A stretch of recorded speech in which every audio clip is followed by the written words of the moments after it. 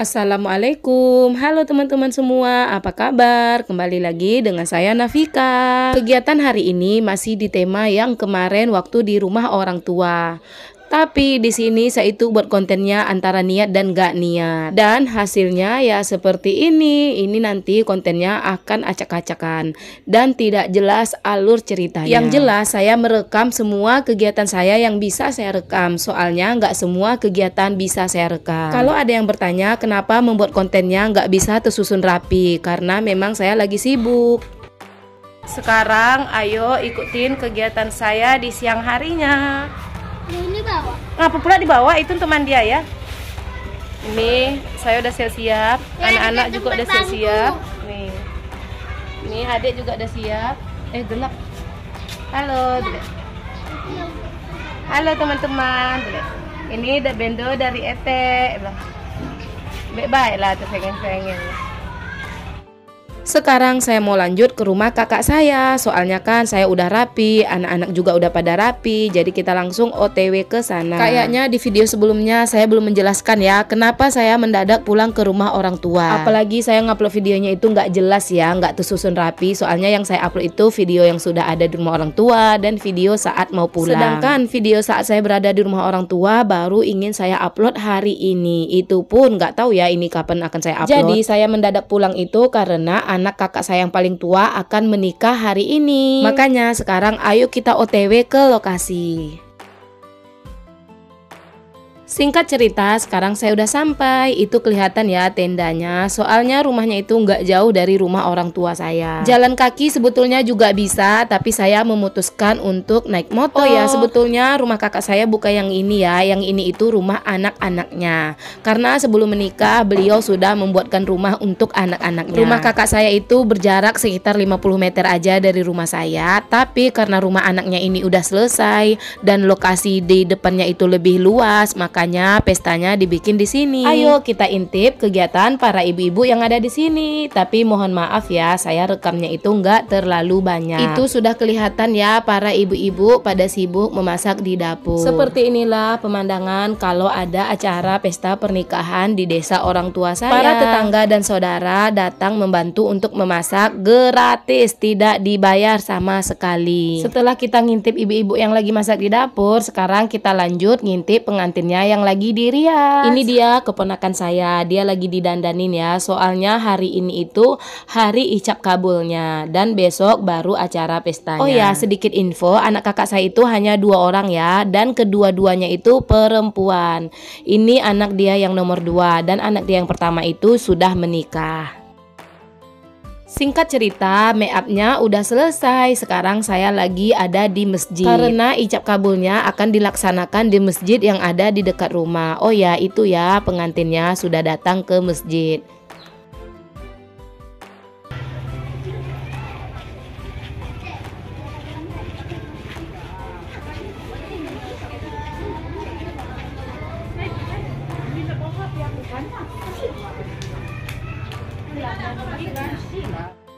Oh ya, sedikit info, ini itu masjid masa kecil saya, tempat saya mengaji. Tapi dulu masjidnya nggak sebagus ini ya, karena zaman saya kecil dulu masjidnya itu masih dari papan dan kayu. Dari papan dan kayu, sama aja kali ya. Ini para keluarga dan tamu undangan sudah mulai berdatangan, tapi belum berkumpul semua. Oh ya, sedikit info lagi, saya itu sudah bertahun-tahun tidak menginjakkan kaki ke masjid ini. Saya nggak ingat ya tahun berapa terakhir saya masuk ke masjid ini, tapi jauh sebelum saya menikah, saya tidak lagi menginjakkan kaki di masjid ini. Karena dulu jauh sebelum saya menikah, saya itu kan bekerja ya di luar. Jadi saya tinggal di tempat kerja. Kalau bulan puasa, saya pun terawihnya di masjid tempat saya kerja. Jadi saya merasa di sini itu banyak sekali perubahan. Ya udah, kita nggak usah membahas masa kecil saya. Di sini acaranya sudah dimulai ya. Acaranya itu dimulai dengan mengaji terlebih dahulu.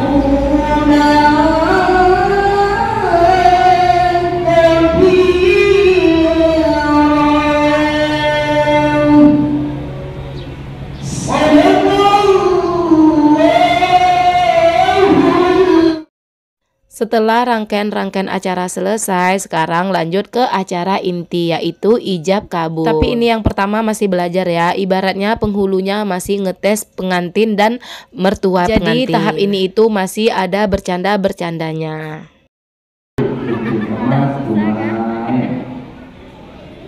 Wahai Kami Kurniawan, saya nikahkan engkau dengan anak kandungku Sanasa Fikri dengan mahar.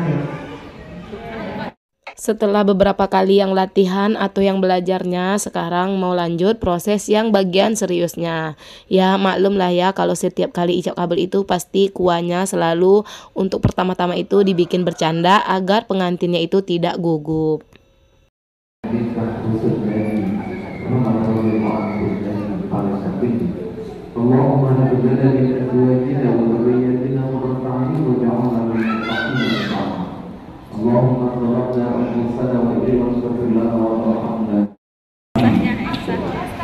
Ini yang sahnya ini dia.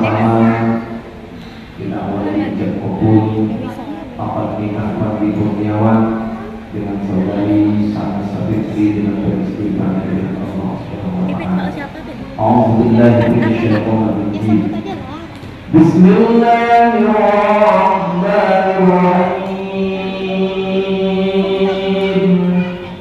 Astaghfirullahaladzim. Alladzi la ilaha illa huwal hayyul qayyum.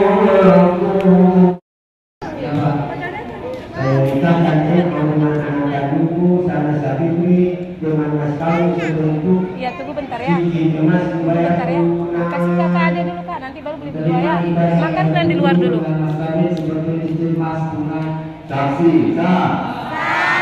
Alhamdulillah. Ini dia istrinya. Ini dia istrinya nih. Alhamdulillah ijab kabulnya sudah selesai. Ijab kabulnya sebanyak 3 kali, baru sah yang ketiga kalinya.